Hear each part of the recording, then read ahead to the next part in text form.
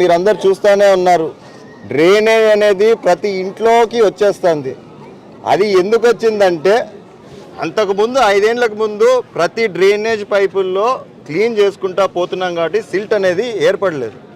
కానీ లాస్ట్ 5 ఇయర్స్లో సిల్ట్ అనేది ఒకసారి కూడా తీయకపోవడం వల్ల పెద్ద పెద్ద పైప్స్లలో అంతా వాటర్ నిండా సిల్ట్ పేరుకపోయి వాటర్ వెనక్కి కొడుతుంది. ఈరోజు మేము కొత్త మిషన్ ప్రయత్నం చేస్తున్నాం. దాదాపు 90 లక్షలు పెట్టి ఇది కొనబోతున్నాము. ఇది ఎట్లంటే ఎక్కడైతే 12 అడుగులు 20 అడుగులు మ్యాన్హోల్స్ ఉన్నాయో మామూలుగా మనకు రూల్ ఉంది మనుషులు దింపకూడదని. మరి ఎలా క్లీన్ చేస్తాము? ఓ జెట్టింగ్ మిషన్ పెట్టి ఆ సిల్ట్ అంతా పోయేటట్టుగా చేసుకొని నీళ్ళు ఫ్లో ఈజీ అవుతుందని చెప్పి ఈ మిషన్ తెచ్చాం. నాకు తెలిసి ఒక 6 మంత్స్ దాదాపు 4000 మ్యాన్హోల్స్ ఉన్నాయి తాడిపత్రిలో. ఇవన్నీ క్లీన్ చేసుకుంటా పోవాలంటే మినిమం 6 to 7 మంత్స్ పడుతుంది.